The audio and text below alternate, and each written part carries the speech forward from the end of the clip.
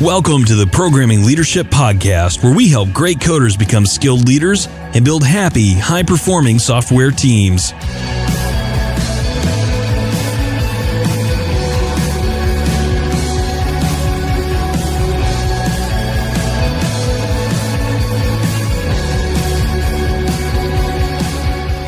Welcome to the Programming Leadership Podcast. I'm Marcus, your host, where we help great coders become great leaders and build happy teams. Have you ever been told that you're not cut out for something?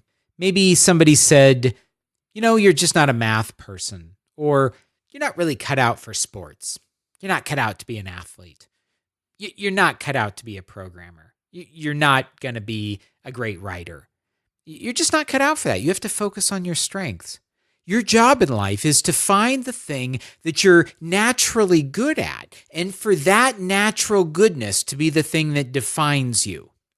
I think there's a tendency with people to try and find their passion, and I think it's kind of a dirty lie.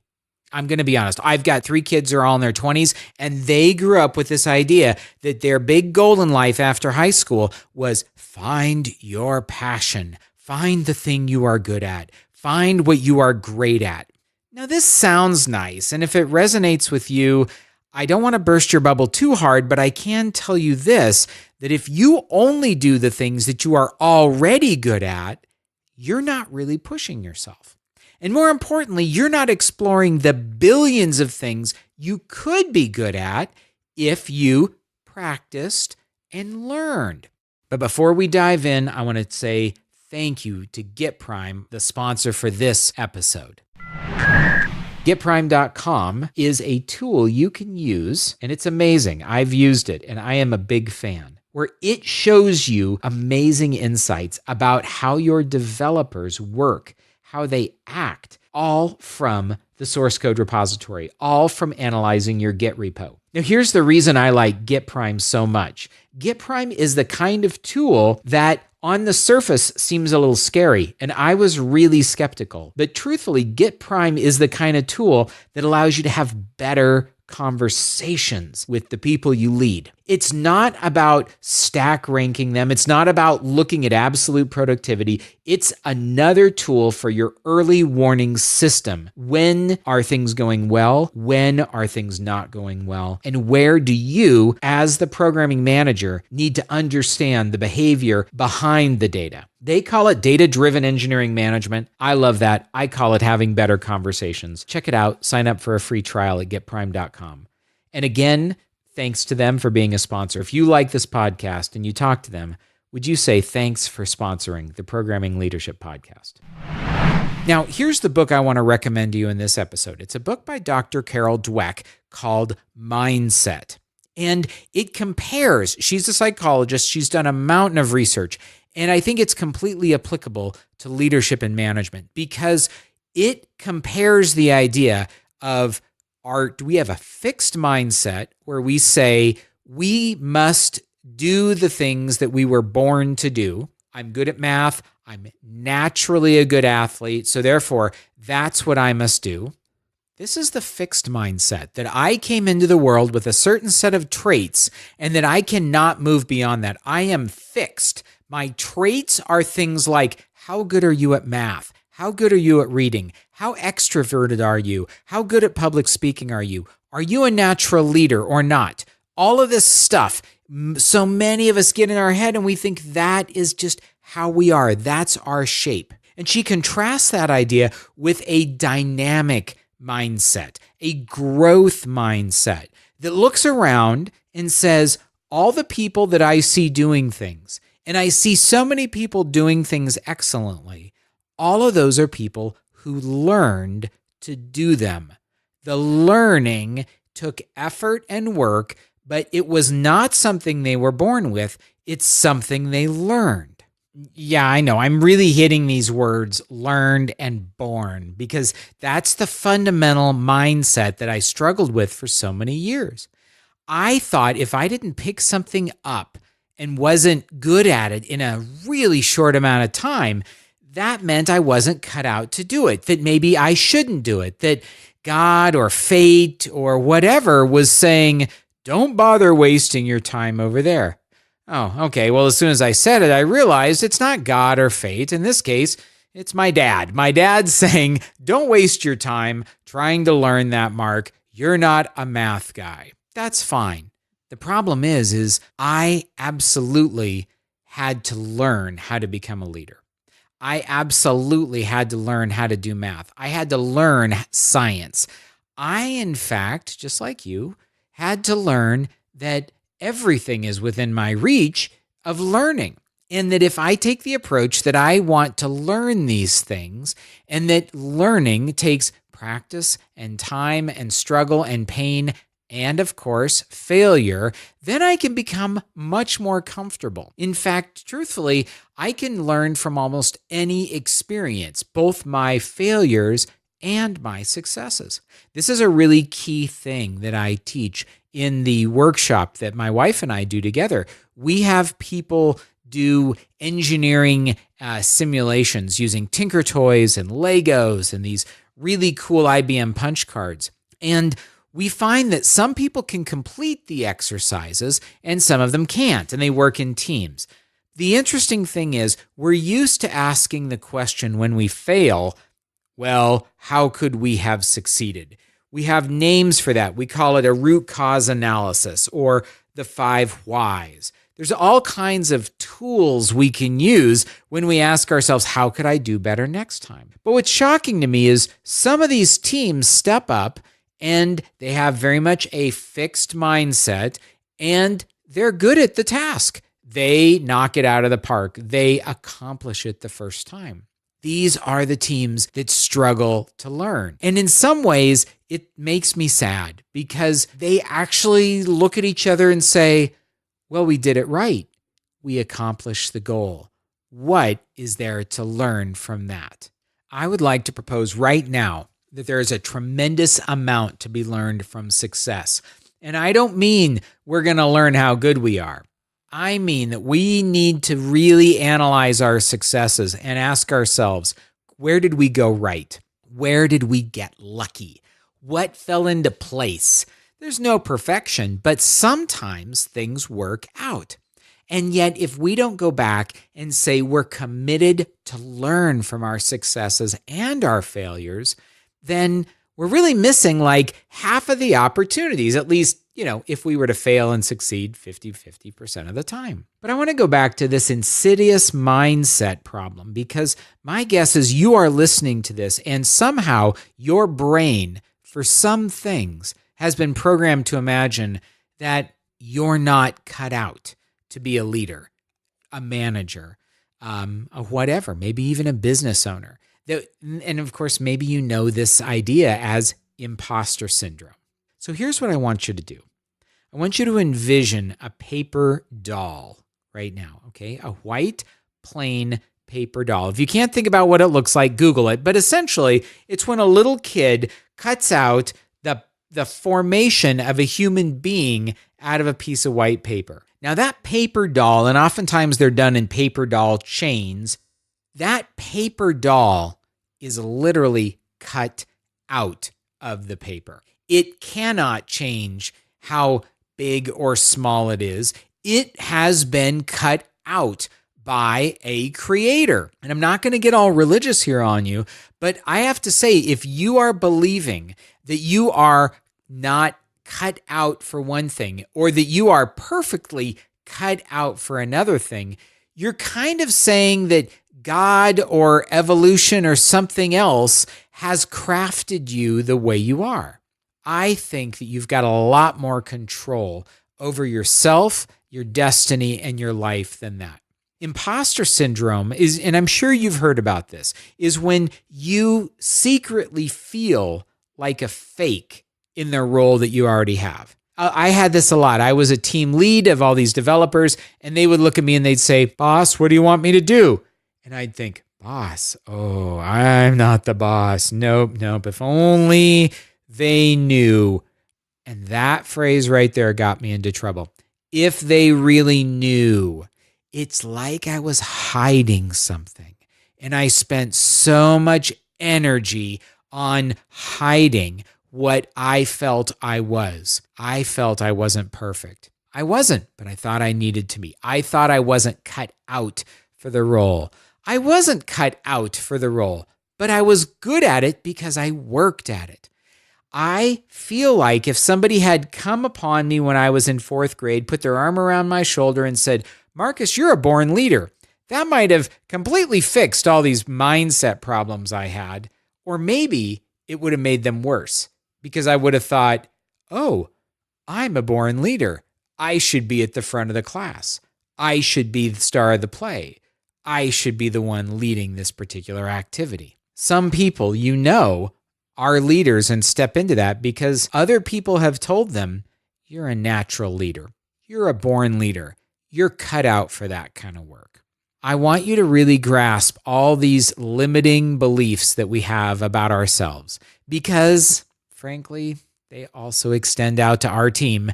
I'm sorry to say this, but I hear this from people who would never say it about themselves, and these are managers who say it about their team. The language is insidious. I'll be honest. These are the places I hear it. So first of all, when you are considering promoting somebody, I hear managers say those exact words I just said. They say, I don't think that person is cut out to be a manager. I don't think they're cut out for leadership. And when they say it, it's a little wistful. It's a little sad. It's like, well, I wish they were cut out that way, like a paper doll that had been cut out differently. But darn it, they're just not. And there's nothing we can do.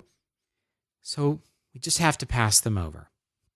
The other place I see this is when, for example, we get a front-end developer and they're starting to show signs they maybe want to work on the back end. And some managers will say and have said these things to me. They'll say, that person's not really cut out to work on the back end. Or inversely, the back end person who says, well, I'd like to be full stack. The manager says, yeah, you're not really cut out to do the front end stuff. You don't have an artistic bone in your body. Every time we put people in labels and pigeons, every time you use the word cut out, you are essentially saying that you believe that person came into the world in a certain shape and are unable to learn and grow and change. And that's what I'm so opposed to. I'm opposed to you believing it about yourself, and I'm opposed to you believing it about your team. Because that world, if it existed, would be a very depressing world. And I promise you, you would not want to live in that world.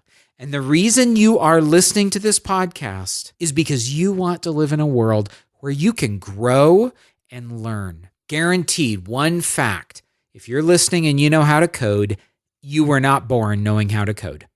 Guaranteed. If you were, I want you to write to me and I want you to say, I came into this world and at 6 months old, as soon as I could bang on a keyboard, I was banging out Python or Ruby. And my parents said I was absolutely a savant. And I've been able to bang out Python since before I was 1 year old. I want to know about that because I'll say I don't believe it. And so with that in mind, everything that got you to where you are now was because you learned it. Sure, there are intellectual traits, emotional traits, characteristics that make learning some things easier than others. If you're intelligent, it makes learning some things easier. If you have a big frame and you have a certain kind of body mass, it might make athletics easier for you. Maybe you were born in a household with a lot of art. Maybe you grew up learning to appreciate art and color. That might make front-end work easier for you. But I am 100% convinced, and I feel like I am living proof that this mindset that we get in our head that we're not cut out for something is a lie. I am terrible at math. Awful. I did not take calculus in college. I have no college degree. I'm actually back in school right now trying to get a degree in psychology. I have taken math classes repeatedly in order to pass them. And what I was told all through high school was, if you're not good at math, you'll never be good at computers. I was great at computers. Turns out that they were wrong because computers were interesting and exciting to me. And then when I became a manager, I remember people telling me, well, you're not really cut out to be a manager because you're not an extrovert. No, I'm not an extrovert, But guess what? I learned public speaking. And right now, I have been doing the last year a live show, and I'm turning it into a podcast. And I can't tell you how hard it is for me to talk into this microphone, having no idea the look on your face and the fact that I can't see you, which makes a live show a lot easier for me. This podcast right now is hard. It is hard in a way that I don't even like to admit to you is hard. And every part of me wants to quit and say this was a dumb idea, but I am committed to learning how to talk into this mic and help people using my voice. In the last 4 years, I have learned to do things like write books, write articles. I have learned how to market and sell. I have learned how to do things that I never thought were possible. And so truly, when I tell you that no one comes into this world being in a particular shape and everything you see people around you accomplishing is due to learning, I am walking, living proof of that. My producer on this podcast is going to kill me, but absolutely it is true. I have stopped this recording at least 25 times to try and go back and fix things. One of the laws of power is trying to make everything look easy. I think that's an old-fashioned idea. I think that what we should be focusing on is the laws of relationships. And the laws of relationships say it's more important to be approachable, to be real, to be human, to be flawed. Those are things that bind us together in amazing ways. I hope if you are listening to this and this hasn't put you off too much, and you might even listen again, would you actually write me a note? Again, Marcus@marcusblankenship.com. Right now, as I sit here in my house one evening at 8:23 p.m., it's quite unnerving. And I just have to say, I know exactly how you feel as you get up in front of your team, as you lead a team meeting, as you sit with your boss, and there is that voice in your head wondering if you are cut out for this. Don't let that voice win. Pick up Carol Dweck's book, Mindset. Read it. She has practical advice for how you can see the world as a beautiful, huge place of opportunities for you to learn, for you to take up the mantle of being the mindset person on your team, and for you to help your team stop thinking that they are only cut out for certain kinds of things. I want that for you, and I want that for them. All right, let's take a question that came from last week's show. John writes in this week, and he asked this: Marcus, what do you mean by programming leadership? Are you trying to be cute? Well, hey, John, thanks for writing. Again, if you'd like your question to be answered, you can write me at Marcus@marcusblankenship.com. Remember, that's also where the mailing list is. Yeah, John, I guess I was trying to be a little bit cute, but I was trying to really emphasize exactly what this episode talks about. The idea that we learn how to do things. And in fact, we learn how to program. But in many ways, if we consider our brain a computer, learning is programming. So I want to emphasize that the way you become a leader is by learning leadership. And the way we learn is something akin to programming our brains. So that's why I chose the title of the show. It's because when we are programming our brains to become better leaders, we are, just as we program a computer, intentionally shaping ourselves. We are saying that we can become more and different than what we are. I believe so much, as I've talked to you about already, in the power of people to change, in the power of one person to help another person change. And the key aspect that I always come back to when it comes to changing and learning is the realization. You know, if you ever come to one of my workshops, you're going to be told a lot of stuff. I do about an hour of telling across a 3-day workshop, which for a workshop isn't a whole lot. But the whole thing is, I guarantee you're going to have realizations about yourself. Realizations are like a mirror being held up, and then you see yourself differently. You see other people differently. That is when you then say, what do I do with this? How do I change my programming to adapt to this? What experiment, and we're going to talk soon about working in experiments, what experiment can I use where I can try something different and see what the outcome is? So yeah, the title of the show is kind of cute, tries to be at least, but it's all about the idea that we program our heads, and that's how leadership occurs. We're going to dive into a lot of other topics in the coming weeks, but I so appreciate you. Thanks for listening. Have a great day. Thank you for listening to Programming Leadership. You can keep up with the latest on the podcast at www.programmingleadership.com and on iTunes, Spotify, Google Play, or wherever fine podcasts are distributed. Thanks again for listening, and we'll see you next time.